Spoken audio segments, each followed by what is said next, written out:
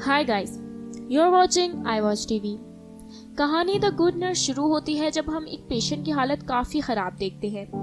जब वहाँ एक नर्स आता है, वो बाकी नर्स को भी बुलाता है। इतने में वहाँ डॉक्टर भी आ जाता है, जो वहाँ पहले से मौजूद एक मेल नर्स से पूछता है कि इसको क्या हुआ था। जिस पर वो नर्स बताता है कि जब मैं यहाँ पर आया तो ये पेशेंट काफ़ी काँप रहा था और इसे हार्ट अटैक्स आए।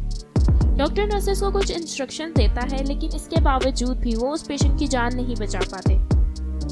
अब सीन शिफ्ट होता है और हमें एक नर्स एमी दिखाई जाती है, जो कि एक पेशेंट से डील कर रही थी जिसका नाम एना था। एना के साथ इसका शौहर भी बैठा होता है। एना को खांसी आती है, जिस पर एना का शौहर एमी से पूछता है कि क्या हम इसको पानी दे सकते हैं। एमी कहती है कि सॉरी, हम कल तक इन्हें पानी नहीं दे सकते। अब एना का शौहर एना से कहता है कि मुझे जाना होगा, क्योंकि इस हॉस्पिटल का रूल था कि सिर्फ पेशेंट के अलावा और कोई इधर नहीं रुक सकता। लेकिन एमी से कहती है कि आप इस चेयर पर लेट सकते हैं, लेकिन किसी को पता मत चले। अब एमी बाहर आती है और हॉस्पिटल की मैनेजर उसे बुलाती है और इसे काफी डांटती है कि इसने एना के शौहर को हॉस्पिटल में क्यों रुकने दिया, क्योंकि इससे हर चीज की पूछगछ होती है। लेकिन इसके साथ वो इसे बताती है कि एक नया लड़का चार्ल्स कर्लिन आया है, जो कि नाइट शिफ्ट में तुम्हारे साथ होगा। इसकी बहुत तारीफ सुनी है। ये कहते ही वो इसे जाने की इजाजत दे देती है। हम दिखाते हैं कि एमी एक पेशेंट को अटेंड कर रही होती है कि तभी वहाँ एमी की काफ़ी तबीयत ख़राब हो जाती है और इसके हार्ट में पेन होता है और वो ज़ोर ज़ोर से सांसें लेना शुरू कर देती है।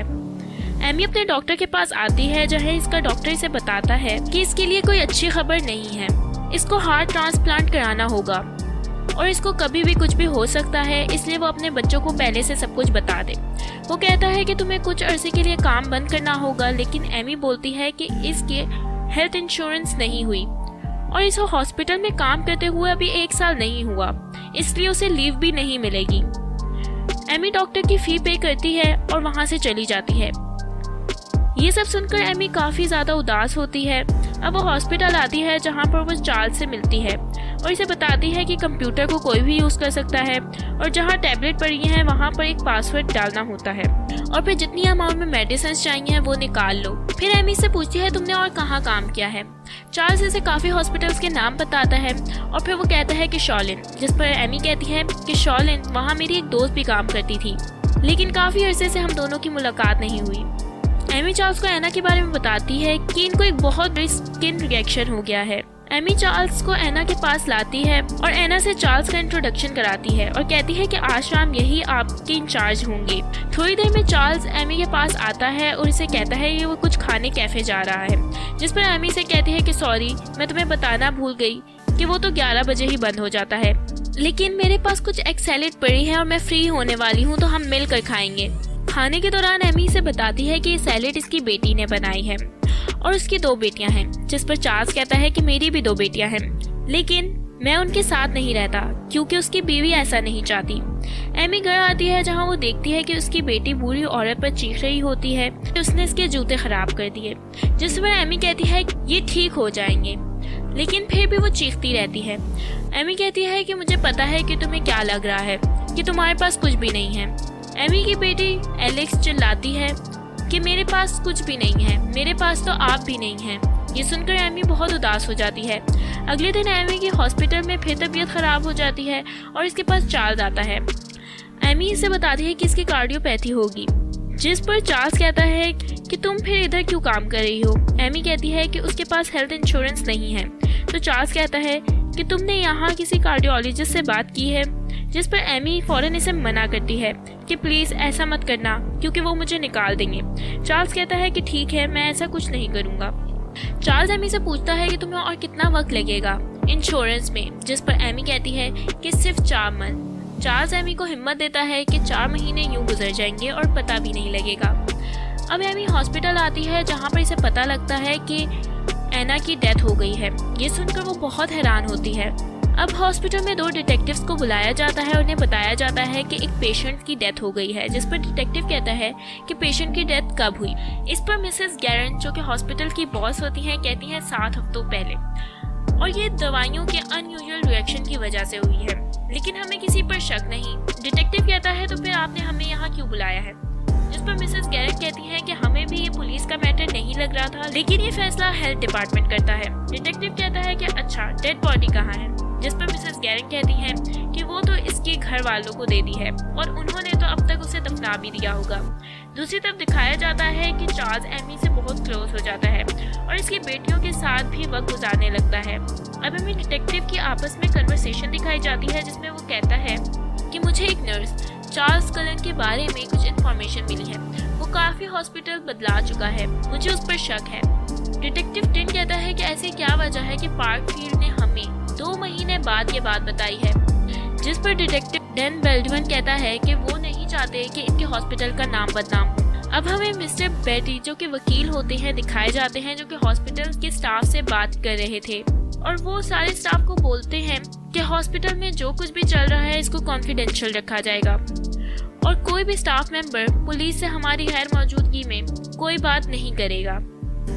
अब डिटेक्टिव इन्वेस्टिगेशन के लिए हॉस्पिटल आते हैं और मिसेस गैरन एमी को बुलाती हैं। डिटेक्टिव एमी से बात कर ही रहे होते हैं कि जब मिसेस गैरन को एक नर्स बुलाती है, वो इसे डांटती है कि मेरा वहाँ होना बहुत ज़रूरी था। अब एमी को डिटेक्टिव वो मेडिसिन की लिस्ट दिखाते हैं जिस पर एमी इन्हें बताती है कि इसको ग्लूकोज दिया गया है, जबकि एना को तो डायबिटीज़ नहीं था। ये डबल मेडिकेशन एरर है। डिटेक्टिव कहते हैं तो क्या ये बात जानलेवा है, जिस पर एमी कहती है कि हाँ। डिटेक्टिव एमी से चार्ल्स के बारे में पूछते हैं तो एमी कहती है कि वो कैसे ये कर सकता है, वो एक बहुत अच्छा नर्स है और वो तो उस रात मेरे साथ था घर पर, वो ऐसा नहीं है। अब एमी की तबीयत बहुत खराब हो जाती है जिस पर चार्ल्स इसे बोलता है कि इन्हें एलेक्स को सब बता देना होगा और वो अपनी बेटी को अपनी बीमारी के बारे में बता देती है। दूसरी तरफ डिटेक्टिव जहाँ पर भी चार्ल्स ने काम किया था इस हॉस्पिटल में कॉल करके इसकी इंफॉर्मेशन हासिल करना चाहते हैं, लेकिन कोई भी हॉस्पिटल चार्ल्स के बारे में बात नहीं करना चाहता था, जिस पर डिटेक्टिव को काफ़ी गुस्सा आता है। अब डिटेक्टिव मिसेस गैरन से बात करने आता है कि आपने हमें पेज 9 की पिक्चर्स भेजी हैं, लेकिन यहाँ दिखाया जाता है कि मिसेस गैरन डिटेक्टिव डैन बेल्डमन को कुछ भी सही से बताना नहीं चाहती और वो डिटेक्टिव से कहती हैं कि इसे किसी मीटिंग में जाना है, जिस पर डिटेक्टिव को काफ़ी गुस्सा आता है और वो इस पर चिल्लाता है कि बैठ जाए। आगे बताया जाता है कि दोनों डिटेक्टिव को हॉस्पिटल से बैन कर दिया गया है क्योंकि इन्होंने मिसेस गैरन के साथ बदतमीजी की है। अब एमी एक पेशेंट कैली को चेक करने आती है, लेकिन इसे काफी अजीब सा लगता है कि इसकी तबीयत ठीक नहीं, इसलिए वो इसके शौहर को कॉल करती है कि जितना जल्दी हो सके वो हॉस्पिटल आ जाए। लेकिन कैली के शौहर के आने से पहले कैली की डेथ हो जाती है। अब डिटेक्टिव एमी के घर आते हैं और इसे बताते हैं कि हॉस्पिटल वाले इनके साथ कोऑपरेट नहीं कर रहे, तो इसको इनकी मदद करना होगी। लेकिन एमी कहती है कि इसकी बेटियां घर पर है और वो बात नहीं कर सकती, जिस पर डिटेक्टिव इसको अपना कार्ड देता है कि ये मेरा नंबर है, इस पर कॉल कर लें। अब एमी अपनी फ्रेंड से मिलती है और इसे चार्ल्स के बारे में पूछती है कि इसे हॉस्पिटल से क्यों निकाला, जिस पर वो एमी को बताती है कि क्योंकि इसके बारे में रूमर्स था कि वो बैग्स के अंदर इंसुलिन डालता था जिससे पेशेंट की डेथ हो रही थी, जिस पर एमी कहती है कि क्या किसी ने इसको ऐसा करते हुए देखा। इसकी दोस्त कहती है कि नहीं, लेकिन हर रात इसकी नाइट शिफ्ट होती थी और इसके जाने के बाद सिर्फ एक ही केस मिला है। एमी काफ़ी परेशान हो जाती है और वो हॉस्पिटल जाकर बैग चेक करती है, जहाँ पर इसको एक बैग में होल दिखता है। एमी की तबीयत बहुत ख़राब हो जाती है और वो बेहोश हो जाती है। अगले सीन में वो हॉस्पिटल के बेड पर दिखाई जाती है और इसके साथ चार्ल्स भी बैठा होता है। एमी चार्ल्स को देखकर काफ़ी ज़्यादा खौफजदा हो जाती है और वो कहती है कि इसे घर जाना है, लेकिन वो डिटेक्टिव के पास आती है और इन्हें सब बताती है। डिटेक्टिव इन्हें कहते हैं कि इनके पास चार्ल्स की इंफॉर्मेशन नहीं कि इसने कौन सी दवाई कब निकाली, जिस पर एमी कहती है कि मैं इसकी इंफॉर्मेशन निकालूंगी। डिटेक्टिव इन्हें बताता है कि इनके पास कोई डेड बॉडी नहीं है जिसका पोस्टमार्टम किया जा सके। एमी इनको कैली के घर लाती है और इसके शौहर इनको ये सब करने की इजाज़त दे देता है। अब एमी चार्ल्स की इंफॉर्मेशन निकालती है और ऑफिसर्स को देती है, जिससे ये साबित हो रहा था कि चार्ल्स ने इंसुलिन निकाली थी। अगले दिन मिसेस गैरन चार्ल्स को जॉब से निकाल देती हैं। एमी घर जाती है तो वो देखती है कि चार्ल्स इसकी बेटियों के साथ बैठा है। एमी बच्चों को गुस्से से कहती है कि कमरे में जाओ और चार्ल्स को बोलती है कि मैं कुछ टाइम अपनी बेटियों के साथ अकेले गुजारना चाहती हूँ। चार्ल्स वहाँ से चला जाता है। अगले दिन डिटेक्टिव एमी को बोलते हैं कि वो चार्ल्स को बोले कि इसने इससे मिलना है। एमी ऐसा ही करती है और चार्ल्स से कहती है कि मैं कल के बिहेवियर के बारे में काफ़ी ज़्यादा शर्मिंदा हूँ, और एमी चार्ल्स से एक रेस्टोरेंट में मिलने को कहती है। जब चार्ल्स रेस्टोरेंट आता है तो एमी से पूछती है कि क्या तुमने ये सब किया है, जिस पर चार्ल्स कोई जवाब नहीं देता और वो वहाँ से चला जाता है। डिटेक्टिव चार्ल्स का पीछा करते हैं और चार्ल्स को अरेस्ट कर लेते हैं और वो चार्ल्स को जेल में लाते हैं और इसे पूछते हैं कि क्या ये सब इसने किया है और इसने ऐसा क्यों किया, अपनी मदर की वजह से या अपनी बीवी की। लेकिन चार्ल्स की हालत बहुत बुरी दिखाई जाती है और वो उन्हें कुछ नहीं बताता और ज़ोर ज़ोर से शाउट करता है कि मैं ऐसा नहीं कर सकता। फिर एमी इसके पास आती है और वो इसे कहती है कि मुझे बहुत दुख है कि मैंने तुम्हारे साथ धोखा किया। मैं भूल गई कि तुमने मेरी कितनी मदद की है, लेकिन फिर भी मैं जानना चाहती हूँ कि तुमने ऐसा क्यों किया। यहाँ चार्ल्स इकरार करता है कि हाँ, इसने ऐसा किया है।